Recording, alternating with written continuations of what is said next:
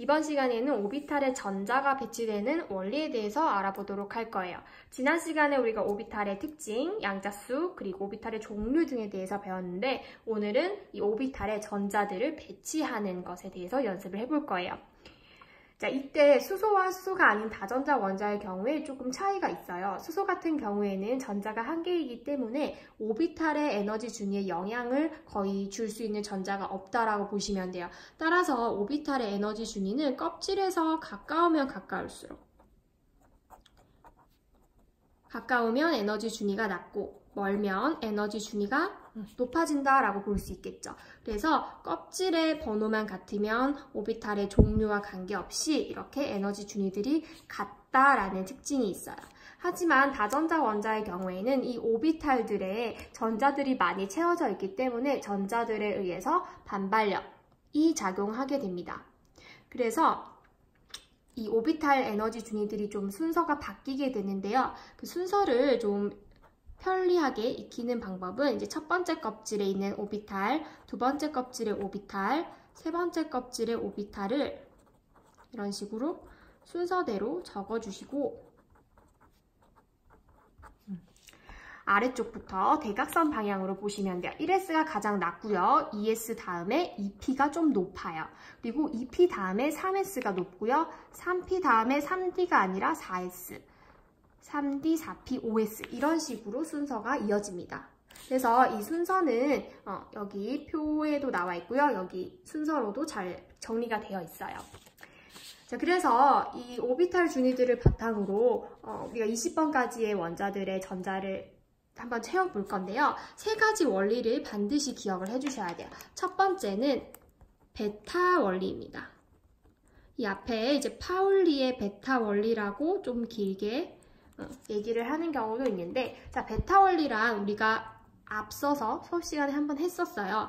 자, 같은 오비탈에 전자가 채워질 때는 스핀 방향이 항상 반대가 되도록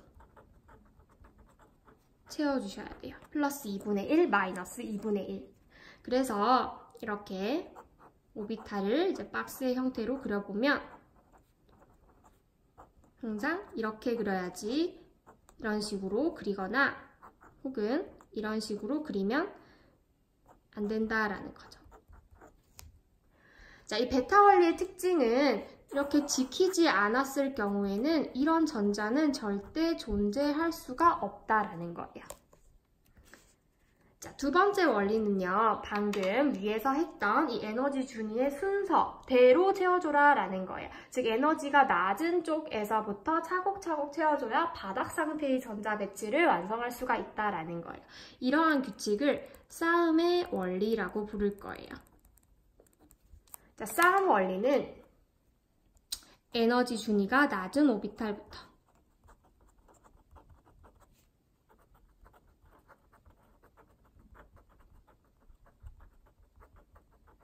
지금 우리가 배치하는 건 바닥 상태라는 걸 꼭 기억해 주세요.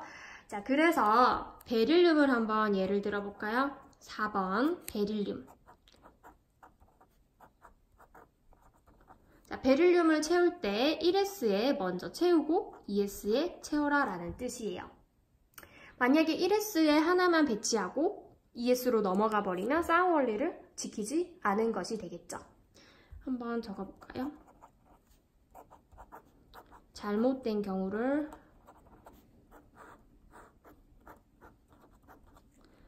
1S에 채우고 2S에 두 개를 채우고 이렇게 2P에 채운다면 여기가 비어있게 되기 때문에 이 상태는 싸움 원리를 지키지 않았다. 하지만 존재는 할 수 있어요. 이런 상태를 들뜬 상태라고 부릅니다.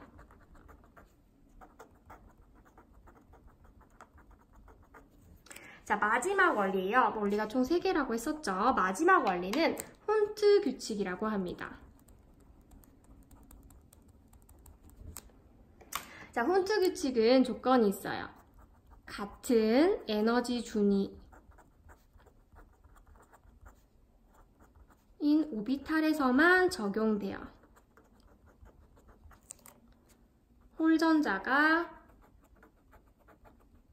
최대가 되도록, 즉 쌍을 이루지 않는다라는 뜻이에요. 자, 홀전자는 혼자 있는 전자예요. 방금 이런 전자들을 의미합니다. 이런 전자가 최대가 되도록 채우라는 건데 예를 들어서 산소를 예를 들어 봅시다. 자, 8번인 산소는 전자를 8개를 채워야겠죠. 자, 1s에 2개, 2s에 2개 쌍 원리를 지켜서 4개를 채우고요. 그 다음에 또 4개를 채워야 되는데 같은 에너지 준인 이런 p 오비탈에서 3칸이 있을 때 홀전자가 최대, 혼자 먼저 채우는 거예요. 그리고 짝을 이루어라 라는 뜻이에요. 이것이 혼트 규칙을 제대로 지킨 예시고요. 만약에 혼트 규칙을 지키지 않은 경우도 한번 그려보도록 할게요. 일단 싸움의 원리 지켜서 4개를 채웠고요. 이런 식으로 4개를 채워버리면 홀전자가 최대가 되지 않고 쌍을 이루어버렸죠. 이런 경우는 혼트 규칙을 지키지 않은 들뜬 상태다라는 거예요.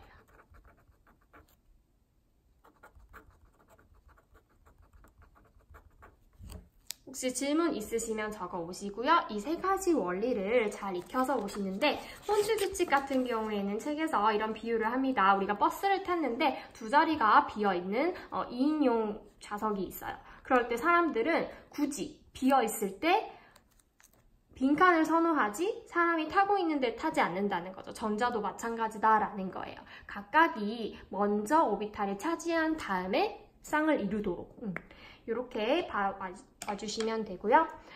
수업 시간에 좀 더 다양한 전자 배치를 가지고 연습을 해보도록 할게요.